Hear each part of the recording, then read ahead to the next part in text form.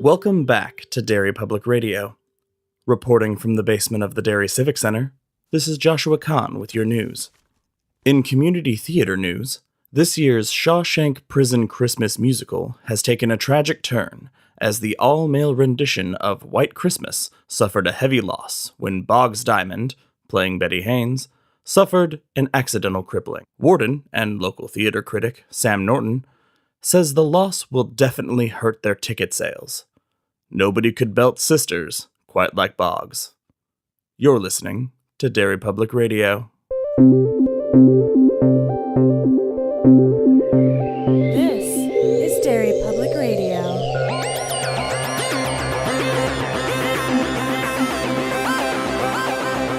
Welcome back to Derry Public Radio, a bi-weekly Stephen King book club podcast.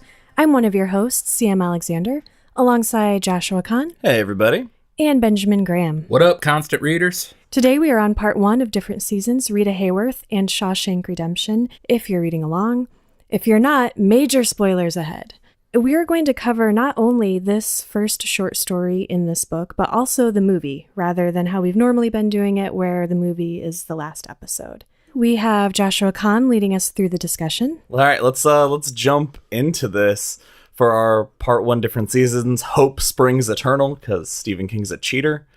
What? How so? Because it's spring, so it's the seasons. That's do what the different seasons do you consider wordplay cheating? Yes, wordplay is cheating. That's a weird rule, but okay, continue. I've decided it. I've said it. It is canon now. Big shock. I've never read this book. Neither have I. Have you? A long time ago. I did not realize that the entire book was going to be told from Red's perspective. So I thought that was interesting. So we start off learning about Red, and that Red is in jail serving 3 consecutive life sentences for murder, because he cut the brakes on a car, killed his wife, her friend, and a child. I guess in his defense, he thought only his wife would be in the car. Yeah, in this murderer's defense. What did you guys think of that being our first impression and knowledge of this character leading us through the story? Well, that's a good point, because, it's easy to want to defend him, because we got to talk about, you cannot separate this short story from the movie. We also watched the movie, and they're just, in my mind, the entire time, you cannot help reading through the book without thinking of the Morgan movie. Freeman. Or was that just me? You guys are staring at me like I'm a crazy person. No, that actually, I couldn't stop reading the book in Morgan Freeman's voice. I was going to ask you guys that. And he does no wrong, so I'm like, no. Yeah. Oddly enough, I didn't. I actively tried to. It's you think of that character as Morgan Freeman, and that was what I wrote when the book first starts out. He's like, yeah, so I murdered some people, and I was like, oh shit, Red's a fucking murderer. How have I literally never thought about it. Sure, I mean, you don't go to Shawshank for for something small, really, and for him to be somebody who's got life sentences, he had to do something. Yeah, but I appreciate that it's not an Andy Dufresne situation where he's like, I'm innocent, something just happened. He's just like, yep, I was a kid, basically. I was guilty. Interesting comparison between him and Andy. Yeah, and it's strange, I'd never noticed that they never say what it is that he did, which makes sense. I guess they were trying to make him more sympathetic. You're talking about the movie, right? Yes, in the movie. Sorry, that's going to happen a lot in this, I feel like. In the movie, I guess they wanted Red to be more of a sympathetic character. I wrote that down because in the book, when it starts out, yep, I murdered my wife and this other woman and a kid. You immediately start out being like, okay, it reminds you, all right, this story is in a max security prison. These aren't good people. Yeah. Which also says a lot about, informs a lot about Andy, because he is innocent. He's the one good man. Wait, you guys believe he's innocent? That literally got me for a second. I'm like, wait, is there subtext that he's not? Did I miss something? It's very interesting to pull you into this world and have Andy. Andy belongs here, or is put here, because he is so cold and detached in his trial. Basically, the judge is like, not only like you are guilty, but I'm going to make you, these sentences are back to back, and you are going to max security because you're dead inside, is basically how the judge comes down on him. So he puts him with the worst of the worst. So you have this guy who is essentially a blank slate for all we know when we come into the story, because we get to know him as Red gets to know him. That is just thrown into this world. Should we go through the murder itself? Yes. The trial, what happened? Andy is our main character, and he is on trial for murdering his wife and her lover, a golf pro instructor. Quentin. Yeah. So he is put on trial for this murder, and there's a lot of evidence against him, actually. And as Josh, you mentioned, the way Andy's personality does not lend itself well in a trial, and he seems very cold and detached and unremorseful. He never breaks, he never cries, he never shows any love for his now dead wife. The note I made was, holy shit, Andy could not look any more guilty if he wanted to. Yep, because he had a gun. He bought a gun. People saw him buy the gun. He conveniently, air quote, threw his gun in the river so they can't find it. He told the bartender that he could read about the rest of his night in the newspaper the next day. In his defense, I say that to people all the time because I think I'm being cute. So when you're hammered leaving someplace, what are you up to the rest of the night, CM? Oh, you'll read about it tomorrow. There's a lot of evidence against him because he also went to the golf pro's house to confront them, presumably, ended up not doing it. But he also followed them in a car he borrowed from a friend. So that kind of showed some premeditated type of planning and thinking. And it did not go over well with the jury. He tries to claim he was too drunk. And then every time he brings up something that could be in defense, the prosecutor just throws it back at him and just leaves him just stuck in this place where he gets 2 life sentences, and that is it. And I thought it was an interesting difference between the book and the movie, which honestly, there are very few. Yeah. But I found it interesting that in the movie, you don't know if Andy is innocent or not. Like he says, he goes into Shawshank and he says, I'm innocent. I didn't do it. And Red says, oh, everyone's innocent in here. My lawyer screwed me, which is straight from the book. But in the book, we are hearing this from Red's perspective. And he says basically right off the bat, I believed him. He just had an air about him, which leads into, as good as the movie is, one of the things that I don't think it did as successfully as the book is showing Andy as a mythological figure. Yeah, I'd agree with that. Throughout the book, Red is telling this story, and so much of the story happens outside of his purview. And he says that, this part of the story is all hearsay. It's fifth-hand tales, and you have to weed out what's true from what's prison folklore. But here's the facts as I know them. And it makes Andy seem like this folk hero. Which is my favorite part of the book, is Andy seems more than human. He is this personification of hope. Whereas in the movie, since we're seeing the whole everything happen, because Andy is just, he's the main character, we're following him, and you don't get that mythical feeling, Yeah, that does take a little away from it when you're following him every step of the way, because now it's not just, oh, I heard about this thing. We saw it. Yeah. We know Andy did it. Like, we know what happened. Yeah, now it's just, he's just a really great guy. Yeah. They do try to do that in the movie at the end, after he's escaped and all the inmates are sitting around the table talking and regaling these stories of what we've seen. Spoiler, by the way. And it just doesn't have the same impact as it does in the book, the way it's done. Well, and also in the book, the story is, for the most part, told in a linear fashion. But there is a lot of jumping around. Like he mentions, I think there's a point early on where Red mentions that despite everything going on, Andy is continually denied parole, which is just another factor of him just resigning himself to prison life.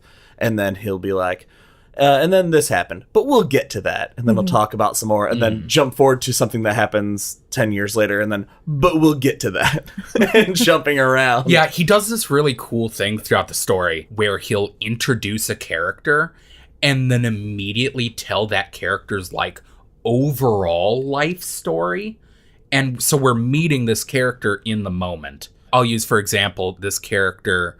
I don't even remember his name in the book, but he essentially in the movie becomes Brooksy. In the story, it's this guy that we meet briefly and he has a bird. He's introduced briefly and then it immediately is like, yeah, he got out years later and let his bird go and he died in a home. And the next day we found his bird dead in a pile of laundry. Anyway, back to the story. He's not dead yet. We just met him.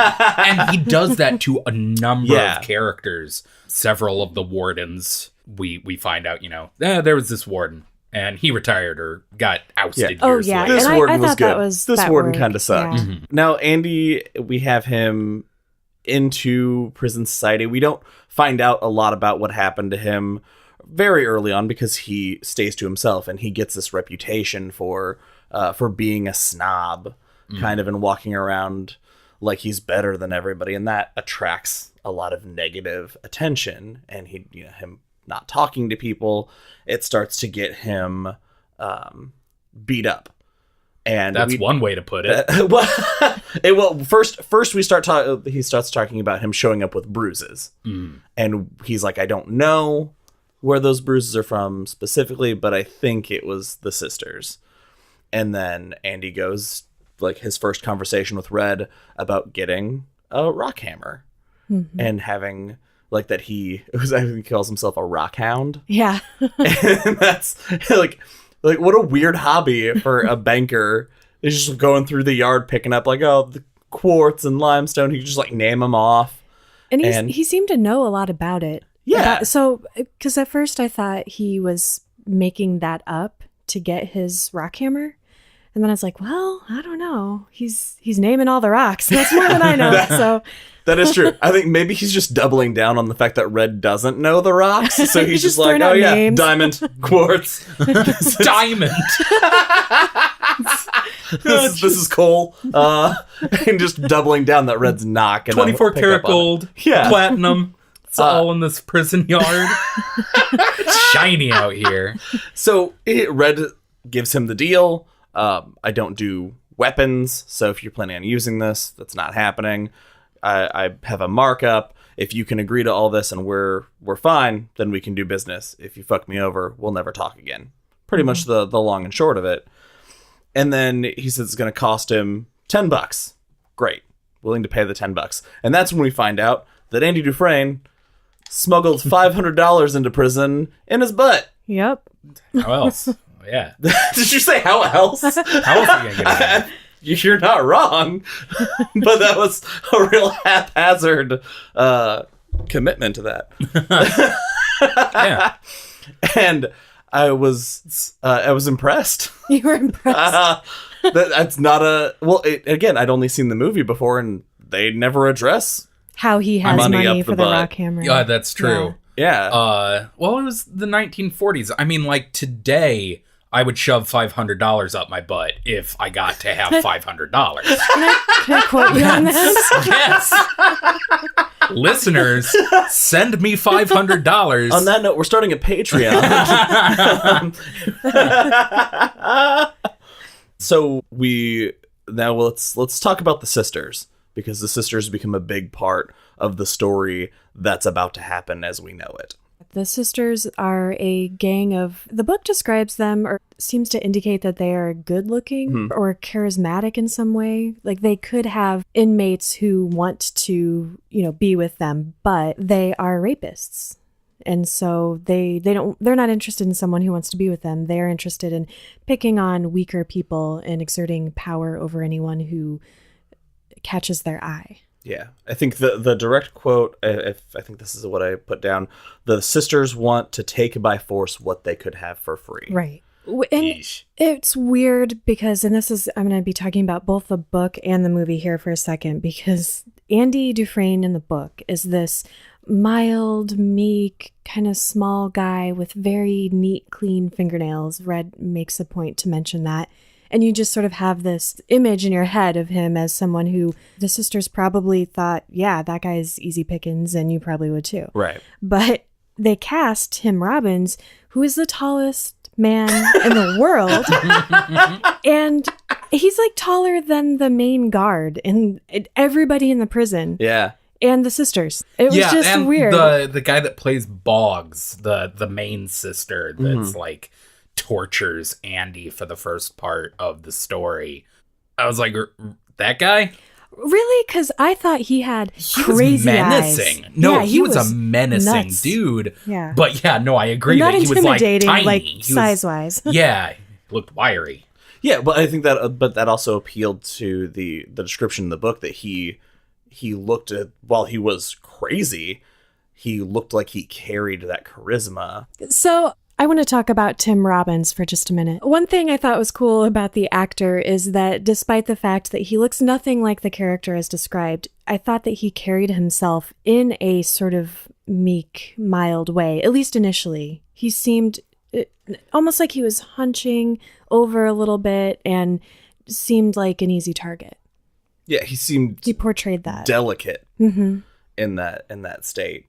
So we established that he fights them off, but there's 4 of them, 1 of him, and eventually they get the better of him, and that's just how it goes. And I wrote this quote down about Andy just after that happened, and that he was kind of quiet, but he never showed he never let it like break him, because nothing breaks Andy Dufresne. And he says, eventually you have to look at your face in the mirror again and decide what to make of yourself. And I thought that was such a powerful statement of the decision that Andy makes, because Andy makes the decision that this keeps happening to him for about 2 years. It's like a consistent thing in his life, but he never stops fighting them. There's never a single time where he gives up. It speaks to Andy Dufresne's main character trait. Like, if you boil down Andy Dufresne as a character, he is persistence personified. Yeah.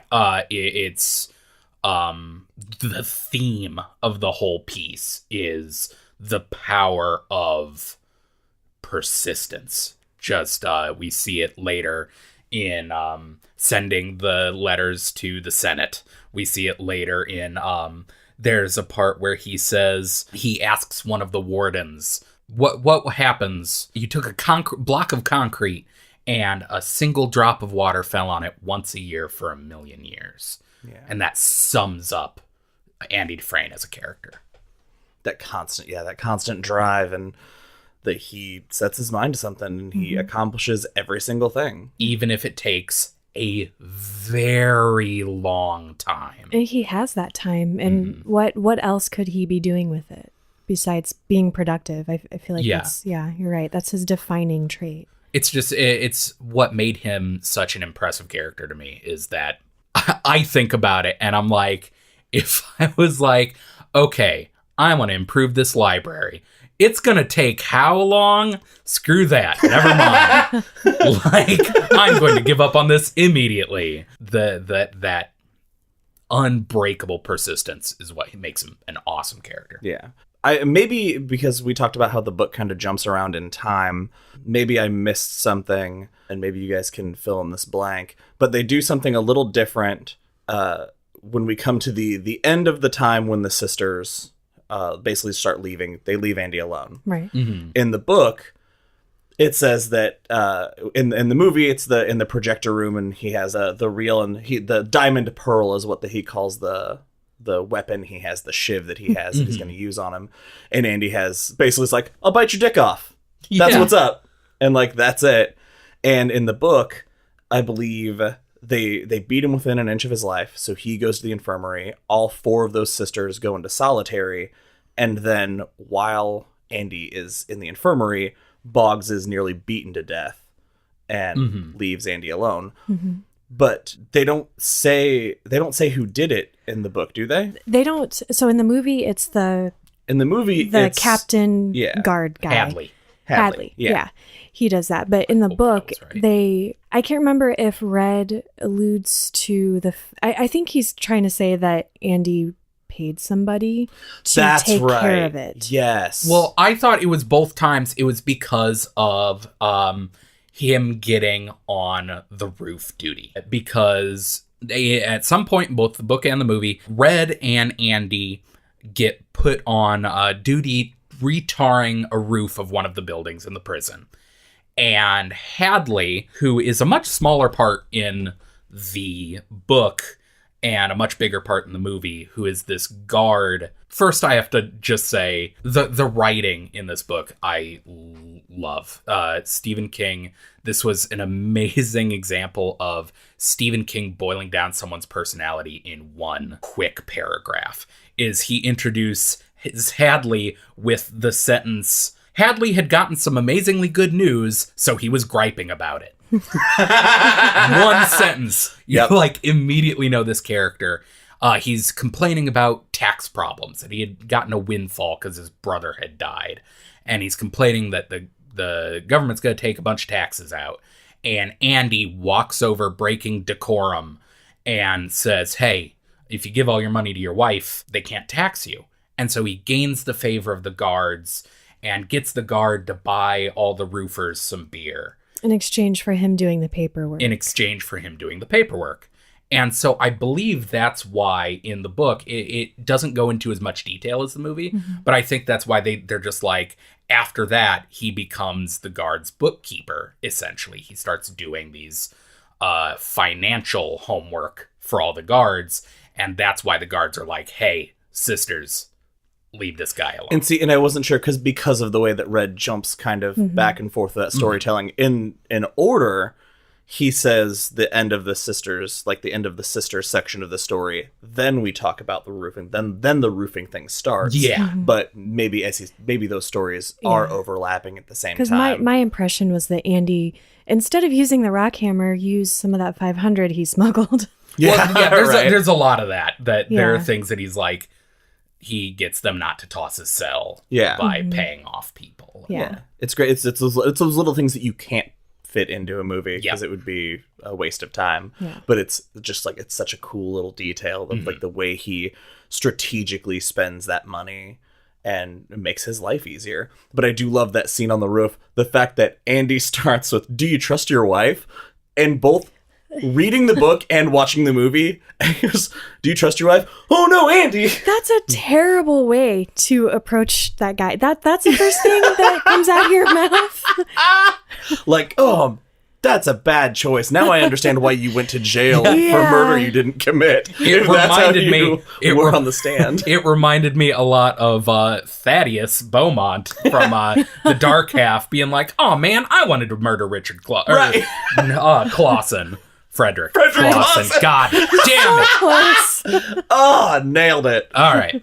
But yeah, it's that like ultimate put your foot in your mouth moment. Like, dude, that's not how you approach somebody who legit almost throws you off a roof. I think that's just the way his brain works. He's not thinking about, okay, what am I saying? How is that coming across? How do I need to build what I'm going to say to work best for me? It's just like thought, mouth, go.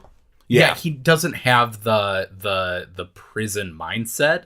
He thinks of himself as a free man the entire time. That's the way Red describes him, is he wears his invisible coat of self pride even though he's in this place. That's such a good description of that too. Yes. And especially in the movie when they illustrate that by showing just the way he struts across the yard while everybody else is huddled together and head down. He's just like, he doesn't have a care in the world. Like he could just go home at the end of this and clock out of prison for the day. Yeah. And that's also illustrated. I love the whole rooftop sequence. Yeah. It's an amazing scene. And when I think of the movie, there's so many amazing parts, but that's one of the parts I always think of first. Mm-hmm. And in the book, going back to the Andy is a myth of a person. He's more than a person. He's this mythical being. There's a part where Red is talking about how all this happened, and there were only a handful of men on this roofing crew. But he forces Hadley's hand and gives him this financial advice, and Hadley gets the beer for the roofing crew, and they spend this day, they have 20 minutes to drink this beer like free men. And Andy is sitting in the shade watching them all enjoy the beer and smiling, and he says something along the lines of it's amazing how many of us remember him that way. I thought there were 9 or 10 of us, but by 1955 there must have been 200. The way you listened to it. Yeah. And I love that moment of it just feeling bigger than life. Yeah, it's a moment etched in infamy. Everybody who, at a certain point, everybody who hears the name Andy Dufresne will think of that story by the way it spreads. So as a reward for his tax service, where he starts, doing everybody's taxes, starts setting up trust funds, he is rewarded by the protection from the guards. They also take him off laundry duty and they move him to the library that he, over the course of his time, manages to transform from a closet into a 3-room library. The best in all of New England. Yes. Mm-hmm. And like in the movie, they show him writing letters trying to get money. But I like how in the book, it's the progression of like, they sent him $200. Then they started sending $500. and then it turned into $1,000 a year if he would just stop writing. That's something. I wanted to ask you guys how you felt about this. The difference between the way the story and the movie depicted the length of time, the passage of time, because time is such an integral part of this story. It takes place over decades. Right. And in the movie, they can use music cues and age makeup. They gray Tim, God damn it, Robbins. Tim Robbins, thank you. They gray his hair and they give him the old dad glasses and right. Make him look older. But how did you feel the book did? Yeah, I feel like the book definitely does a great job, especially with having read to tell the story. The jumping around a little bit, it kind of confuses things, which I feel like that's what long time does.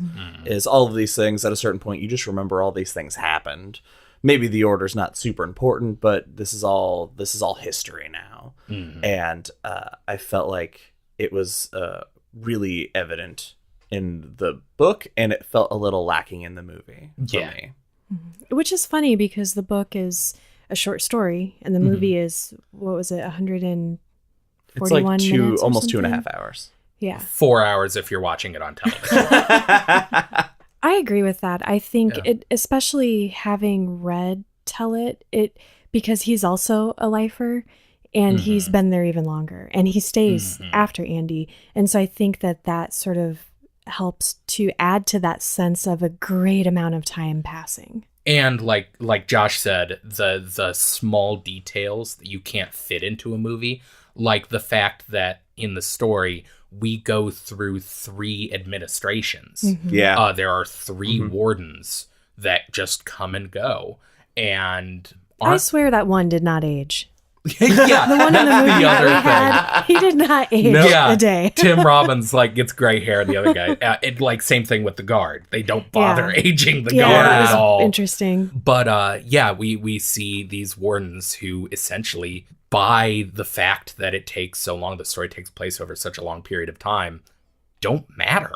They're just it's more of the same. Yeah, they come and go.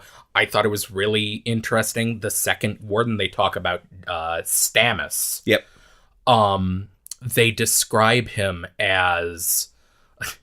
CM made a face as though, I can't believe that Ben got that name right. That's the exact read I had on her face also. She was like, all right. I thought I was giving Josh a slide. He got it. The Ben caught me. Stammis. So the second warden, Stammis, is described as being this cruel taskmaster that him and Hadley rule Shawshank with an iron fist, and there are killings. They suspect that there were midnight burials on Shawshank. But that's all we get. Hardly any of the story takes place or has to do with that. Yeah. It is treated in such a way of being like, yeah, for 8 years it was hell on earth in this, but in the length of time in Shawshank moves so slowly, it meant nothing. And I loved that. Yeah, there were a couple times that I was trying to, in my head, keep a calendar of like, all right, how far have we gone now? Like trying to keep track of when they'd mention years, I would try to make a note of the year. Like, all right, now they've been in jail this long. And yeah, things like that of just where they can just gloss over almost a decade because nothing pertinent to the story we're telling happened. And it was just miserable. Like, hey, everything sucks. And that's it. That's all we get. Yeah. But speaking of the changeover of wardens, that's where we get in the book one of the first big clues as to what is happening with Andy, because it's in this changeover. And all this time, Andy's had his own cell. And he's been by himself because of all of the protection he gets and the special favors he gets from the warden. The new warden comes in. New warden doesn't know how things are done. He doesn't know that Andy gets special treatment. So Andy gets his first cellmate in a decade, if not more. And when they talked to his cellmate, him talking about that he was quiet and he never made fun of him because he had like a cleft palate, I believe. And he was a big, tall Native American guy. And he just kept saying that it was drafty. It was always cold in that cell and never talked about it. Mm-hmm. And it's dropped in the story just in passing. Yeah. It's not made a big deal of. So that's another question. If you guys have not seen the movie before reading this story, would you have any idea that this was a jailbreak story? Nope. No, and that it's amazing for me. I was thinking about that while I was reading that passage because I knew what was coming, so I thought, oh, that's cool. I know what it is. And I wonder to myself, well, if I didn't know this, would that line have? Because doesn't he repeat it? Doesn't he kind of later? He brings it back.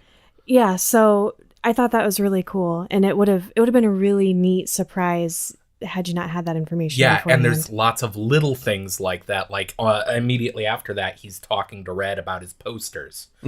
He has first a Rita Hayworth poster, and then he changes it to different. He has a Marilyn Monroe poster, Linda Ronstadt, and he's talking to Red about why he uses has these posters, and he says, you know, I just like to think that it looks so peaceful, like it's a look at the outside world.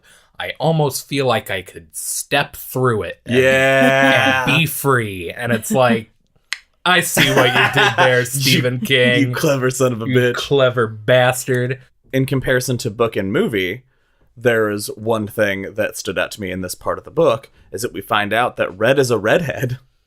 Oh, He's Irish. He is Irish, because the whole book I'm reading it in Morgan Freeman's voice, because the book never specifically Red doesn't really take the time to describe himself because he doesn't need to. He's not the point of the story. But that moment where he takes a time and he's talking about seeing an old man looking back at him in his reflection, and how his big lush red hair is no longer red, and I made a note like, oh my god, Red's a redhead. Yeah. No, this makes so much sense. I thought it was some morbid, like, they call him Red because he murdered 3 people. Like, blood. Yeah, he never discusses the ethnicity of any of the characters. No. I spent the whole book reading Andy Dufresne as black, so. Really? No. Oh. But I could have.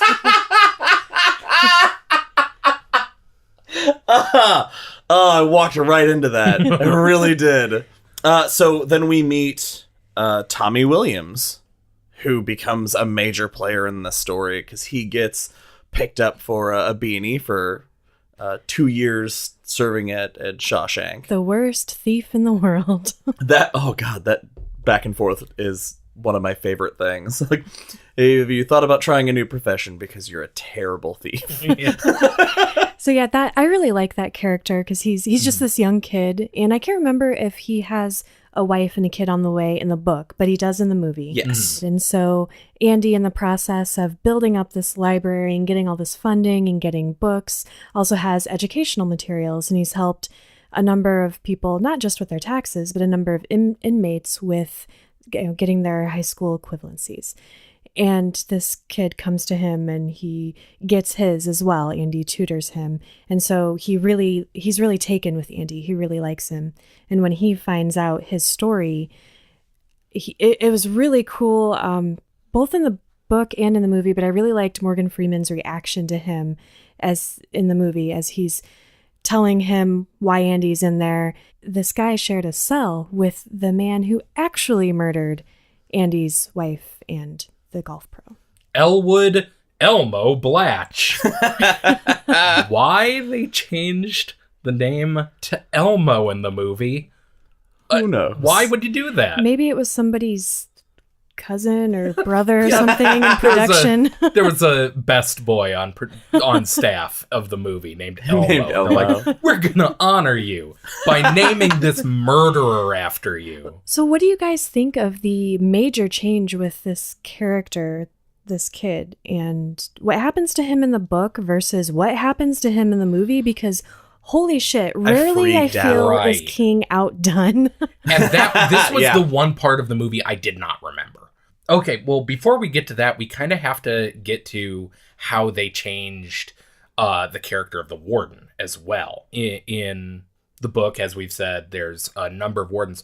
In the movie, there's just one, Samuel Morton, who is described in the book as this extremely devout Baptist man who makes everyone in the prison make sure they have a New Testament in their cells, and is the same way in the movie. At the beginning of the movie, of course, the famous line, "Put your trust in the Lord, your ass belongs to me." Yeah. He's the stereotypical Stephen King character, super religious, super evil, that you want to strangle. And while reading the book and watching the movie, I could feel my blood pressure rise when we get to the scene that you're about to talk about, because I had to say a number of times, I hate this guy. Okay. You did, he aloud. Is a terrible character and such an amazing villain. You just hate him so much. I think the best way to do it is we'll say how this plays out in the book, and then how it plays out in the movie, right? Perfect. Sure. So in the book, Andy finds out that this Blatch is the real murderer. And he goes to the warden and he tells him the whole story. And the warden essentially says, wow, that's an amazing story. And I can't believe you believe it. And justifiably, Andy flips out. He's like, what the fuck are you talking about? You dumb idiot. Like, this will get me out of prison. I'm wrongfully imprisoned. And the warden is just like, nah, let's not talk about it. Nah. And he throws him in solitary for 20 days. And I even made a note. I'm like, why? Because he's his pet. Yeah. And I think Andy's mistake, not that he could have gotten the warden to agree to help him investigate this in any case, but when he mentions that he will, if he gets out, he'll keep quiet about what's been going on, about the money laundering and stuff. And for a person like the warden who's thinks that he has this real refined moral compass to verbalize a discrepancy with that, a contradiction to that morality, that was where he went wrong. Yeah. Yeah. And that's the main difference between the book and the movie, is the warden's motivation changes. In the book, his motivation is just because Andy's a sinner. He's in prison because he deserves to be, goddammit, and he's just kind of a dick. Mm-hmm. That's his whole motivation. And he throws Andy in the hole, and he transfers Tommy to a different prison just to get him to shut up, because he wants Andy right under his thumb. Mm-hmm. And the prison that he transfers Tommy to has a work release and furlough, so he can see his child and have opportunities to start working before he gets out. He gets a sweet deal. Yeah, the sweetest deal that convinces, like, there's no way he would ever speak up on the behalf of some stranger. Yeah. But then we come to the movie. I had also forgotten how this plays out in the movie, but I could tell as it was happening, because a guard comes to get him. They take him outside, and it's dark, and the warden is standing in the shadows. And I'm like, oh, shit. This is not going to be a conversation about, hey, let's make this deal. So he starts talking to him, and he's like, oh, the warden's saying, I'm really torn up about what's going on with Andy. I want to do the right thing. I need to know, are you telling the truth? And he's like, yes. Okay, I need to know if you are willing to testify. He's like, yes, absolutely. And he's like, all right, that's all I needed to know. Mm-hmm. He walks away, signals to the guard. Kid kind of looks up and behind him, and then boom, he gets shot. Like, was it several 3 times in the chest? Yeah, he gets killed. Yeah, it's so sad. It is tragic, and the warden's motivation turns into it's to shut Andy up about his embezzling and his, like, racketeering work that he's doing. I think it's the same as in the book, though. He shuts him up to keep him under his thumb. He's making him rich. And in the book, Norton says that he also thinks that Andy needs to learn humility. I know you're innocent, but you still walk around here like, you're head honcho. I think it's good for you, even if you're an innocent man. You need to learn. Which is what makes him so infuriating in the book. Well, exactly. And I just think that in the book, his motivation was more based on emotion and morality and just cruelty almost. Whereas in the book, it is streamlined, or in the movie, it is streamlined. And I think because it's a movie, it's a brilliant choice. It's a brilliant way to change it, to streamline it into a movie narrative. It's just you miss out on some of the nuance, I think. Yeah, you miss the ramping up to Norton, like, because you don't know Norton's gonna be a monster right away when you meet him. Like, he is doing, like, letting Andy do some good things, and then he just takes his turn. They make up for it by shooting that kid. Yeah. Well, and they also, the difference being that in the book it's 20 days in solitary. In the movie, he is in solitary for 2 months. Because he gives him like an extra 30. Because he comes to see him to tell him that the kid, tried to escape and was shot and killed. And it was such a tragedy. He only had a year left and he tried to escape. Yeah, that seems fucking reasonable. Oh, and he just got his high school diploma. Yeah. So that, like, the scene right before that was him passing his test. But anyway, so he tells Andy, and Andy says, this all stops. I'm not doing this anymore. And he's like, yeah, you are. How about another 30 days to think about it? Yeah. So twisted. And then Andy gets out of solitary, and this is another example of, in the book, being able to just kind of make that time feel slower, because it is 4 years before the next major thing happens, where Red talks about this is the first and only time in Shawshank that Andy Dufresne looked defeated, and that he was quiet and he was very withdrawn. And 4 years later, he comes to Red and says that he is going to go to Zihuatanejo in Mexico. That is definitely going to happen. And when he gets out and, he's got his life back, this is his dream. He's going to do this. And he talks about it so definitely.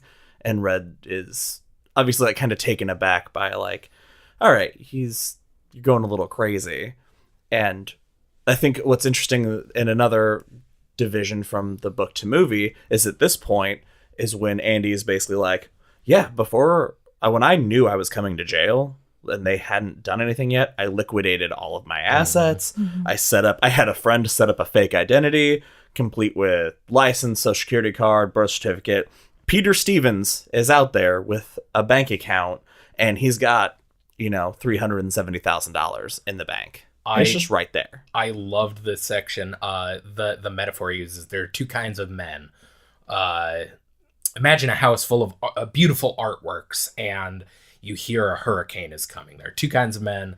The kind of man that says, nah, the hurricane will miss me. There's no way that it could destroy all of this. And then the kind of man that gets all his shit together and moves out of the way. And he is that person. Yeah. And he has done all of this work. And you get that feeling of like, okay, he's up to something. Yeah. And he's got, he mentions there's a key in a wall in a field, talks about the volcanic rock that was on his desk. That key goes to a safety deposit box. And when I do this and I'm there, when you get out, you've got a job. Come work for me. And Red is just like, yeah, sure thing, buddy. You doing all right? Obviously not being able to comprehend the emotional and logistical unloading that Andy just did. Yeah. It's interesting too, because in the movie, his motivation seems to stem from that incident in his stint in solitary and what happened with the warden. And in the book, it comes about when it does because they're going to revamp the sewage system on that part of the prison where his cell is. And if they do that, they're going to find this, who knows how deep at that point, hole that he's been digging for however many years. Well, and that's why I thought after they've talked about the escape, Red starts, he's hypothesizing on Andy's motivation because he can't ask Andy. So he's just kind of wondering. And he says that he thinks that his motivations and decisions were made between him being afraid of being caught in the act, and then that being it, afraid of being paroled, and as he's on his way out, they find out what he did and bring him back in, or the fear of being free, because that time in that 4-year gap, he kind of thinks that any time in that 4 years, Andy could have left. Like he had his way out. But he didn't take it, and we'll never know why. Which leads us, I guess, to the subject of jailbreaks. Are you going to talk about how he would die if he was really in that pipe with all this? The fumes would have killed him. Okay, I'm done. First, I just wanted to talk about how that's the best segue ever. The direct line is they had the Zihuatanejo talk.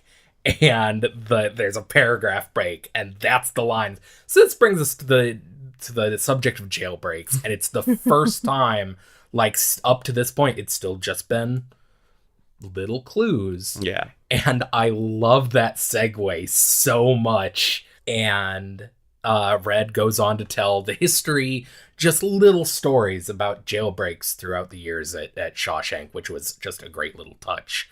I love that segment. That 10 people in all of Shawshank history have ever successfully I really liked the one where it's through the Inside Out program where the inmates get jobs outside of the prison. And some of them just pick their moment, set down their shovel or whatever tool they're using, and walk away and nobody notices. Yeah.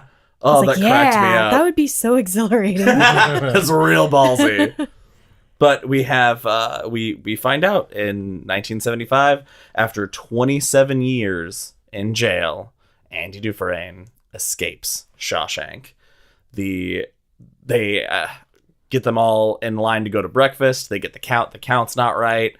They think something it'll be fine. There's, someone's messing with us. Yeah, they say that it's usually someone sick or someone killed themselves or died. But then they let them go to breakfast, then bring them all back. All right, now joke's over. Let's do this. And they count them again. still missing someone. And so it's all this time where if they had gone after, like they do in the movie, they do it right away. If they'd done it right away, they would have had that little bit of a jump start on them. But the fact that they're just like, we'll figure it out, just adds to his head start and infuriates the warden even more. And Norton tears the poster off the wall and sees that hole. And it is reading it and how excited I was to be reading about it, and then how excited I was seeing it happen. It's, oh God, it's so good. They're so satisfying to see. I love that. the fit that he throws in the book. Yes. And he's trying to command this guard to go through that hole, and he gets Yeah. he gets like so far, and then he's like, I am done. Yep. You cannot make me do this. He puts his gun down and walks out. It turns into like, I imagine it as a Looney Tunes. Like, it's almost like he's Yosemite Sam. Like, you will get on in there. And like, I imagine him just firing guns up in the air. And like, darn it. Throwing his hat down and jumping on it. Exactly. Yeah. And yeah, we find out that Andy has, over decades, since early in the book as when he got the Rita Hayworth poster. Yeah. So he was in 4 years. He escaped after 27 years. So for 23 years, like it took him 23 years to break through that wall. Yeah.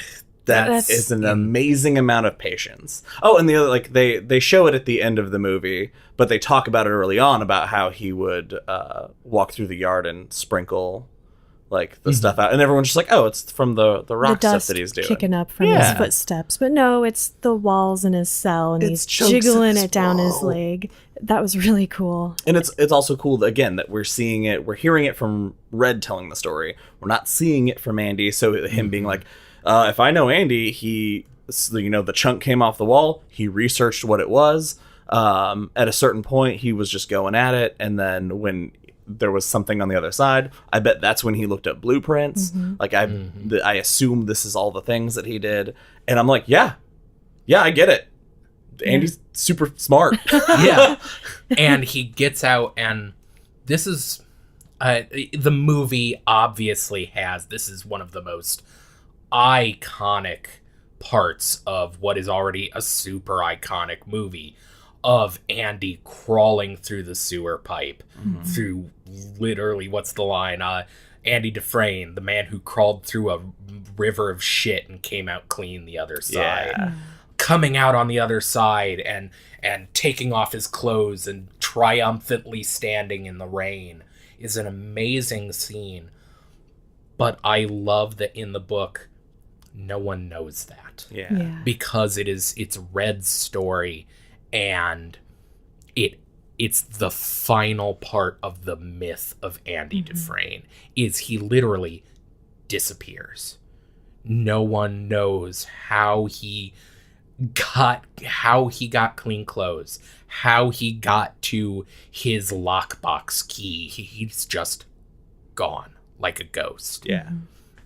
And yeah, because the guy who set all that up for him before he went in died while he was in there. Yeah. One of my favorite parts of, and a brilliant way Stephen King uses to show the passing of time, is that while they were talking about Zihuatanejo, and Andy tells him about this fake identity he and a friend set up. Casually, Andy said, this friend of mine, the only guy who stood by me during the trial, helped me set all this up while I was going through the trial. And Red says, wow, he must be a good friend. And Andy casually, it's one line, he says, yeah, he died 6 years ago. And that one line just like hit me super hard. Like, he's been in for so long that like this guy who was obviously super important to his life, his last remaining friend, we've never heard about him. And he died 6 years ago, unimportantly. That hit me super hard. And then Red goes on to talk about how Andy had to, after his friend died and before he escaped, he had to sit there with the knowledge of, okay, I don't have this connection to the outside. What if they decide to build something in that field where that rock is? Like, there were so many things that could have gone wrong, him not having that connection. So he had to sit with that knowledge and wait and wait and wait for, I don't know how many years is said in the book, if it said. Mm-hmm. Yeah, there's so much that, so much that could have gone wrong. Like one shift in any direction in this plan would have fallen apart.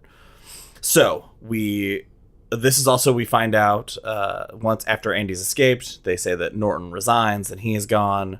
And then that Red finally gets paroled. Mm-hmm. He gets paroled after 39 years. Can we talk about the book and movie for this part? Because I thought it was beautiful the way they sort of mimicked how Brooks initially, when he got out, what his life was like on the outside. And then when Red gets out, he follows in those same footsteps, but he makes a different decision than Brooks did. Yeah, it's that segment is completely, it's one of the few parts of the movie that is pretty much made up whole cloth. Yeah, because they don't talk about what he goes through in that much detail in the book. But Brooks is a very small part, barely mentioned. And he gets paroled, and then he goes off and he eventually dies. Yeah. But in the movie, we get this beautiful section where it cuts to him telling the story. Yeah, and he gets this job at a grocery store, and he's this old guy with arthritis in his hands, and everything's moving so fast, and he can't keep up. And his manager's this young guy who hates him, basically. And he just doesn't understand the world. He doesn't fit in. And so he decides to take his own life, and he's in this little apartment or motel, I'm not quite sure which, and he carves his name into the wall near the ceiling, and then he gets up on the table and he hangs himself. And he writes the inmates a letter, basically telling them goodbye. Yeah. And then when Red gets out, we see him bagging groceries at the grocery store, young manager. He's asking to take a bathroom break and just sort of showcasing that he's institutionalized. The parallel. Possibly, So he goes. Genius. He goes into his room. He carves his name. So you see that table that Brooks had used to end his life, and for just a split second, I was like, "Is this gonna not go the way I think it is?" And then he writes, it says Brooks was here, and so was Red, and he leaves. Yeah, the only difference is that he had found the letter that Andy had left for him in a wall saying, "You remember where I am, come join me." He has hope. He is given hope by Andy, and $1,000. And $1,000, which doesn't hurt. Something that I thought was very interesting, whenever we have a narrator for any of these stories, there are often times where you don't know how the story is being told exactly. And we find out that this is a handwritten story. Like Red has been writing the story we're reading. I think I know where you're going with this. And he smuggles it out 100 pages in his butt. Okay, so this drove me insane. Well, and the thing that I love the most about it, so he's gonna keister this novel, this novella, and this was not on a USB, kids. No. This is like he talks about. It's a pad of notebook paper, and he has the foresight to be like, if they might catch me with this, like I'm gonna try my best, but it might not work. He goes through and changes the name of the town that Andy said he would go to in case they were to find it and read it, so that way they couldn't catch his friend. Yeah, like, that was awesome. But it drove me insane, though, because, why did you write this down in prison, you dumb idiot? He didn't know he was gonna get paroled. Okay, just one quick question. If you had 100 pages, would you put them in your butt? You can't spend a novella. Yeah, that was a weird... You didn't answer the question, Ben. Nice evasion. I think I did. Yeah, that was very weird. The way... Because King almost, ends the story. He's like, well, that's what happened to Andy, and I'm gonna be in prison forever. Is that even possible, or am I super naive about how many things you can put in your butt. No, okay, so he only shoves No judgment, I'm he just only curious. shoves the pages with Ziwat Neho up his butt. That's what I thought. I thought He doesn't shove a whole ream of paper up his butt. Sounded the way it was Jesus worded. Christ. I wrote down, wow, 100 pages? I thought $500 was slightly less bad. impressed. Anyway, yeah, the way the story is framed as this is him writing it down. Yeah, it was like, okay, why are you writing this in prison? Why did King write it like this? Because it's like, that's the story. And then there's a paragraph break. And he's like, well, I'm back. I never thought. It's like, why write it that way? Sure. You're the author. You could have just been like, so that's my story. I got out. I'm writing this in a hotel room. Yeah. You're wondering how I got there. Well, I got paroled. And after I got paroled, I thought I'd write down this story. Because why give yourself... It seems like Stephen King wrote himself into a corner and then was like, Put him in his butt. wait, he's in prison. Yeah, he's like, oh shit, he's in prison. Why'd he write this in prison? I have to write a real ending. And then, like, Panic wrote the last 10 pages. Red is also a myth. Yes. Now, I gotta say, though, the note that he wrote, really choked me up reading when he reads Andy's note. The whole very ending really got to me. And I love that we don't know if Red found him. It goes that he's gonna go. He's gonna take the journey. He doesn't know if he can get across the border, but he has hope that he'll find his friend. The final lines, the final 5 lines of this story, made me tear up. Is I'm a fugitive from the law now, parole violation, but I hope when I get to Ziwat Neo, I get to see my friend. Hope I get to shake his hand. I hope the Pacific is as blue as I dreamed. I hope. It's kind of bittersweet. I have goosebumps right now. Just So good. thinking Well, in the about it. movie, you do see that his hopes become reality, and so I liked having that in the book. And the book is not, you don't know, it leaves you with that question, and then the movie answers it. I like having those together. That brings us to the end of Shawshank. So let's go around and rate this bad boy. Let's do story first. Are you okay? Yeah. We forgot to mention, what were the inmates wearing, Ben? Yeah, in the movie. Oh my God. Yeah, halfway through the movie, I was like, guys, how would you describe those prison shirts? Blue and chambray. Yeah. Chambray-ish. Anyway, I'll give my ratings for both. It's gonna be easy. They're the same. I've never read this story, and this book was the first one that gave me the feeling I had when I was a high schooler reading a King story for the first time. I couldn't put it down once I started it. It was just perfect. I loved it so much. I'm not even gonna bother. 5 out of 5. Wow. 5 out of 5. Yes. Movie's pretty good too. 5 out of 5. Perfect. CM? Josh? Oh. We know what We CM know is. what- Yeah, why is even bothering? I guess I'll do it the same style as Ben, book and movie. They are so very similar with just a few minor changes that really work out well for the movie. The book is also very well written. This was like sort of that phase of, whoa, Stephen King movies are really good. Like, they're doing everything right. I love the characters, even though... Okay, so Stephen King made me like a murderer. A guy who killed his wife's friend, and her infant child. And I kept trying to hate him, and I couldn't do it. That sounds horrible. No, it's a credit to making a powerfully sympathetic character. It's a credit that CM loves murder. That's all. Yeah, that's true. So I would have to say, big surprise. 5 blue chambray shirts for both. For sure. Fantastic. That leaves me, and guys, we're gonna have our first perfect score because I'm going 5 out of 5 for both. The movie, so good. The book, first time reading it, and I loved how different it was, yet still the same. And I love that I just kept getting lost in what was happening. And I would gladly sit down and read it again and watch the movie all over again. So It's yeah, fantastic. perfect. Well, that's it for this episode of Derry Public Radio. As always, thank you for listening.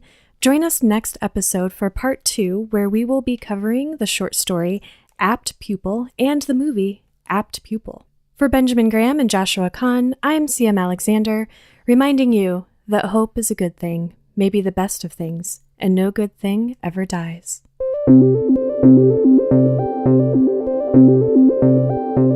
This has been part 1 of Different Seasons, Rita Hayworth and Shawshank Redemption, brought to you by Audible. Audible is offering our listeners a free audiobook with a 30-day trial membership. Just go to audibletrial.com/Derry and browse the unmatched selection of audio programs, download a title free, and start listening. It's literally that easy. And easy is good, because you know it's hard? Finding the time to read some of these gigantic Stephen King books we have coming up. You guys know what I'm talking about. The Stand, It. Audible has these books and many more. They have an unmatched selection of not only audiobooks, but original audio shows, news, comedy, and more. To download your free audiobook today, go to audibletrial.com/Derry. And here's how you find us. Facebook and Instagram at Derry Public Radio or Twitter at Derry Public.